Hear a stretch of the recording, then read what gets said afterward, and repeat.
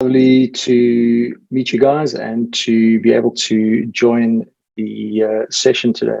So first of all, just by way of introduction for myself, I've been running We Explain Stuff for 18 years. The business has gone completely virtual since COVID, and we've got teams scattered all over the country, specifically South Africa, but then in the UK as well.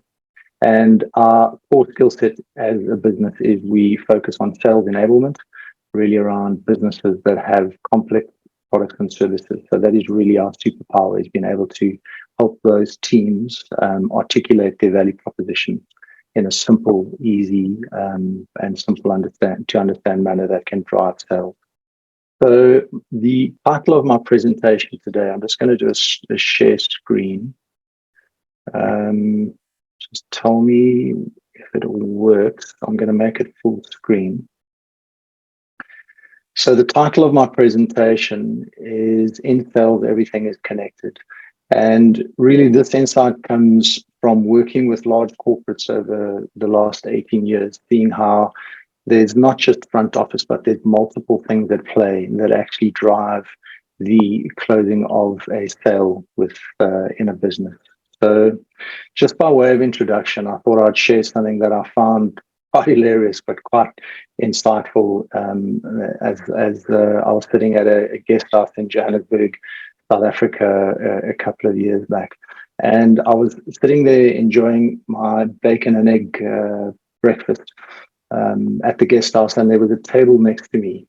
And there were a number of business people sitting at the table, and one of the gentlemen had actually been up most of the night trying to get his presentation right. It was a sales presentation that he was needing to do, and he was frenetically trying to put the last bit of his slides together into that presentation, and was desperately asking the friends of his at the table just to give him help.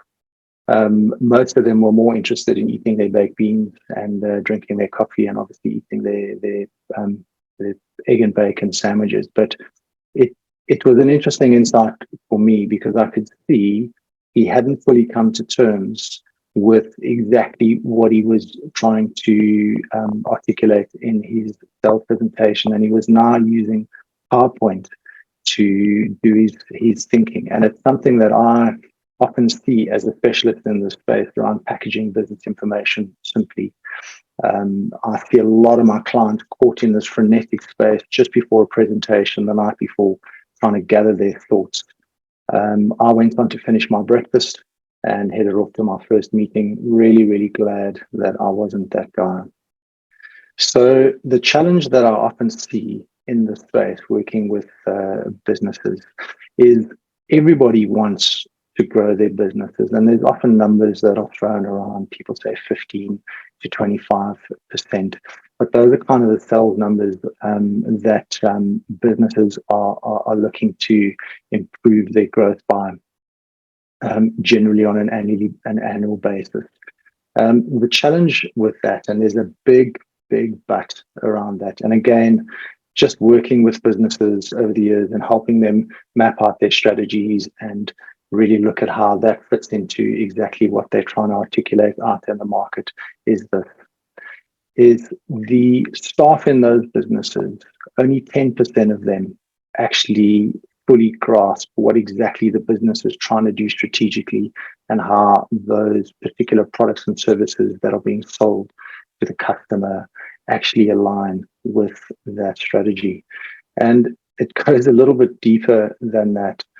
Only 40% of managers in those businesses generally understand what those strategies actually mean, and how that again spins to what is being sold to the customer.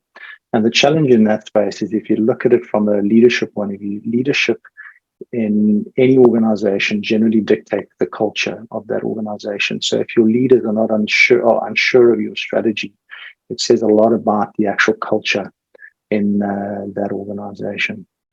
There's further stats around that. When it comes to a customer value proposition, 64% of businesses have one. But here's the challenge. Only 2%, sorry, not 0.2, 2% can actually explain exactly what they do in a simple, easy to understand manner. So you can already start to see some of the challenges stacking up here. You've got desire to drive sales, 15 to 25% a year. You've then got the understanding of the strategy within a business context, and just what it is between staff and between managers. And then you've got what is actually being shared with the customer in terms of the value that the business can deliver, and just articulating that not in jargon, but in layman's terms that the man in the street can understand. And for me, this is the interesting thing. Most of the businesses that I work with are generally complex businesses. So technology, it's pharma and medical, and it's usually financial services, including the insurance companies. And a lot of these guys are numbered people, but the numbers, just from what I've seen, just don't stack up when it comes to the expectation put on salespeople. So if you ask why this happens, what is the reason that we sit in this dilemma?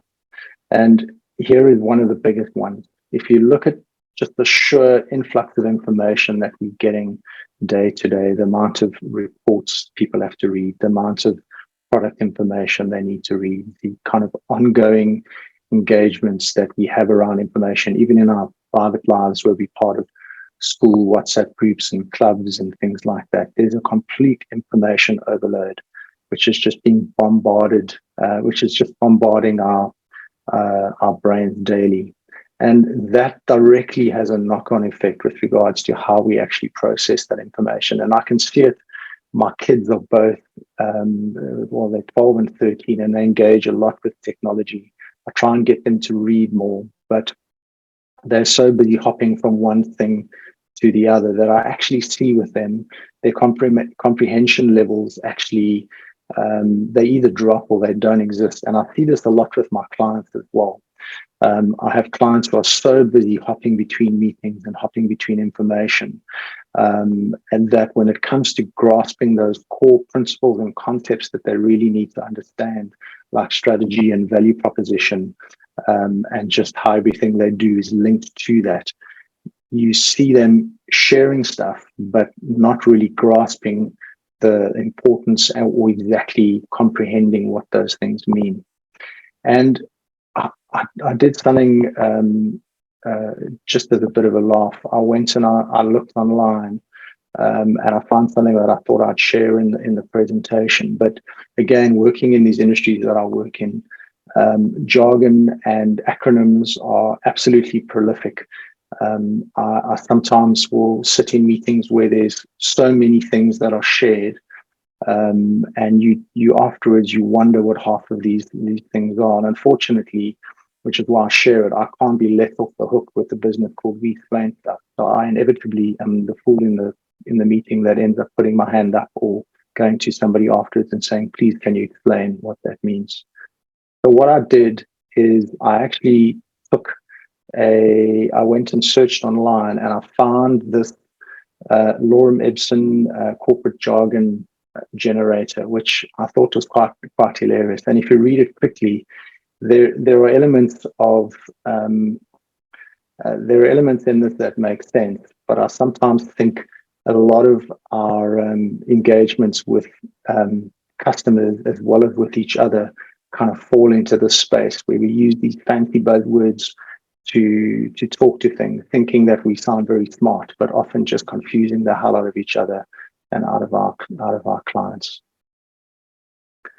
Incidentally, that's the source. It's called Corporate Jargon Generator if you want to have some fun and send that to a mate.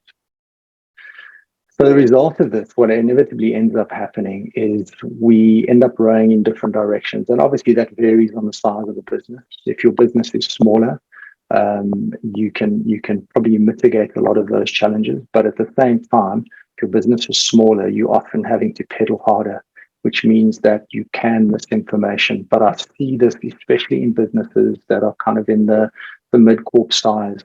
There's a lot of misalignment around information internally across the business. There's siloed thinking.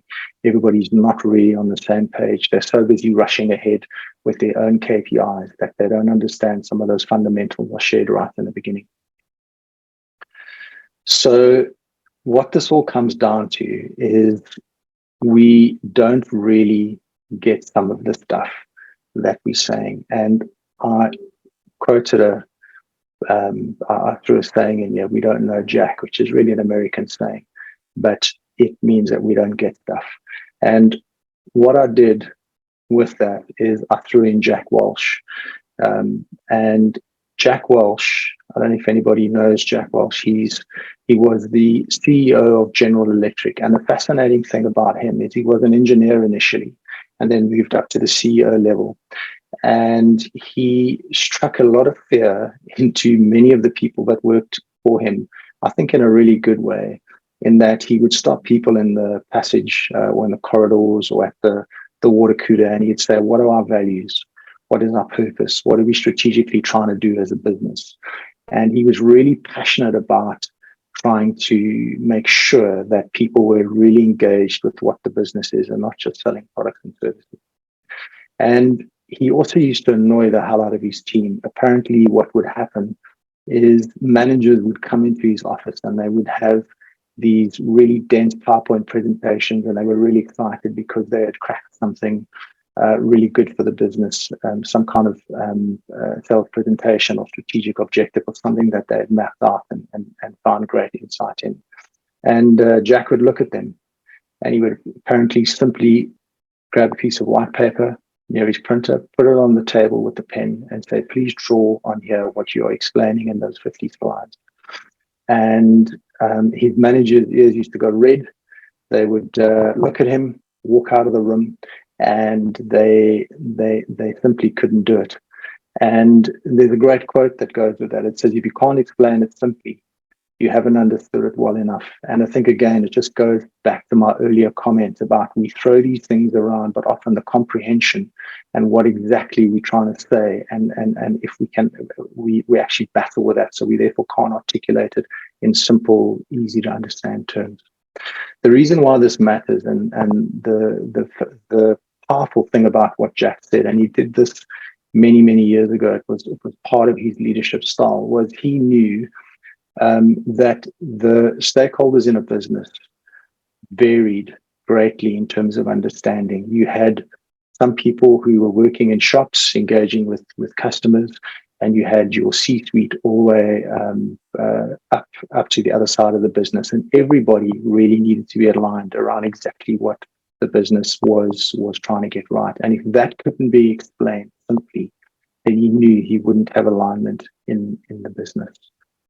The thing that he was always after, and this is one of our models incidentally, is he was big on context first, which was the bigger picture, really crystallizing that, and then going into content. He would never have content without context. So he always strives in his business to do that. And I think for him, being an engineer, it must have been tremendously tough to do that, because inherently engineers are very detailed people. And I see that with my clients, whether they're in technology or pharma or medical or in the banking or insurance industry. They have a propensity to want to make stuff very detailed, but you've always got to go, okay, how do I explain this simply to the customer? How do I explain this simply to my sales team?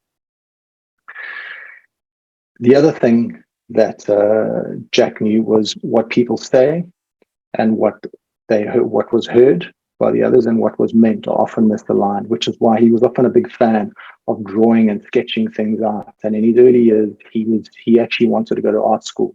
And I'm sure he brought some of his art frustration to General Electric, where he forced us to do drawings and he enjoyed drawing. But it really got people to get to grips with what was actually being said in a visual manner versus just verbal communication, which is often open to interpretation. I found this really interesting. Gartner, through the research firm, actually proved Jack's theory years later, and I was very excited when I stumbled onto this graph, and I've just recreated it for this talk. But Gartner basically said that if the employees in the organization understand how their performance and what they do is linked to the business in terms of the role and what the business is trying to achieve, the business will actually grow at least 10% a year, just by aligning those things. So what you do and how that actually aligns to what the business is trying to do, you can actually shift the needle at least 10%. That's without any other fancy stuff. So fascinating graph, really, once again, going back to what Jack Walsh shared earlier. So where do you start? This is often the thing, and this is the space I really work with a lot with my clients. Well, first, what you've got to do is you've got to remove the guesswork. So what do I mean by that? You've got to really look and see if understanding is so important in a business and it's going to drive sales and it's going to improve growth and create alignment. Where exactly do you go for that? So what we've developed as a business is we've got a really simple diagnostic questionnaire that we do with our clients, and it looks at 5 areas in a business that inhibit growth. It looks at acquisition and retention. It looks at the heart of the business, the purpose. It looks at how the business produces or manufactures or creates what it does. And then it looks at how it teaches others to do those things. And all of these things are interconnected. They all work together at the end of the day to drive that value proposition, which the client is getting from you. So you first have to see where exactly the noise is, because sometimes you think it's just in your sales collateral, but sometimes there's a misalignment around your sales team actually not understanding the purpose or not understanding how the delivery works, and they are getting questions from clients and they don't know those things. So you've got to see there's a knock-on effect between all of those different areas. So this is what the map shows. It shows front office, which is really how you produce and deliver your services, as I mentioned earlier. If that's unclear, you can't sell. It shows middle office, which is really around the heartbeat of your business, your strategic intent, vision, mission, values. If that's not clear, you can't differentiate. And then lastly, it shows your back office, which is really your engine. And if that's not clear, you can't deliver on what you've promised right up front in your sales and in your marketing. So really what you want to do and what the test checks is you want to see what your score is and where the holes are, because those holes, more often than not, are clues to what is inhibiting your growth. Because at the end of the day, I don't know a single business that doesn't want to sell and sell effectively and keep clients.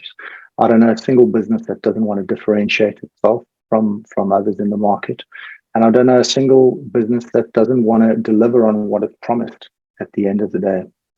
So those things work together, and that's what the diagnostic test does. And it's something that we've developed working with corporate clients over the years. An example of this, I did a diagnostic test with a group of executives just to show you how misalignment can actually happen. And if you look at there was actually a number of I think it was about 10 individuals in total, but I've just shown 6. So the interesting thing to look at here is if you look at purpose, your lowest score on purpose is bottom right, 35, and your highest score on purpose is in the bottom in the middle at 83. So there's complete misalignment around why the business exists in the first place. And now people are expected to sell and actually speak about differentiation in the market and how that product is going to better serve that particular ideal client persona that you're targeting. So you can see what it starts to do. And there's more details on this, but this is a really high level view. So where do you go next once you've really taken a bit of a health check and you've diagnosed some of the issues? The thing that you can then do, and it's something we offer clients, is an ideation session. So really what you want to do is you want to go very basic and just do a sticky note virtual session. We run those with our clients. And it's to go, okay, so people are not clear.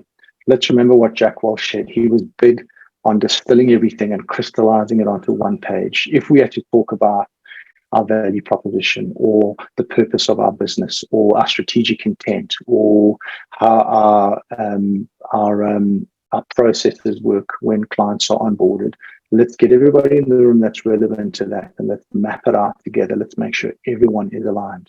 So that's a really good place to start once you've done that diagnostic session. And then from there, it's pretty easy. The next step there is to then develop collateral to actually bridge those communication gaps. And once again, as I mentioned earlier, we've really got that one-page philosophy as the heartbeat of our business. We'll always start by articulating that message onto one page before we look at any other digital collateral, things like presentations and videos and things like that, which are great to have. But if you don't have the crystal clear thinking on exactly what you're trying to articulate to get out of that complexity on one page, you're going to really struggle to move forward. And I'm working with clients at the moment. They've got amazing websites, but no one knows what the heck they do when they land on those websites. And these are clients that are trying to scale their sales teams. They're going to struggle. They're really, really going to struggle. So something for the viewers, here's the QR code. That this is a complimentary test that it's a light version of our full test. Anybody's welcome to scan that and grab that in the meeting. It will give you your score, that dashboard. It's something we offer as a value add to our clients because we're really passionate about making sure people get it. And that's it. Garth from We Explain Stuff. Explaining business is our business. We focus on sales enablement, as I said earlier, really making sure that products and services are super easy to understand for everybody in the business, and really focus on getting everybody on the same page through that process I mentioned earlier. Thank you very much.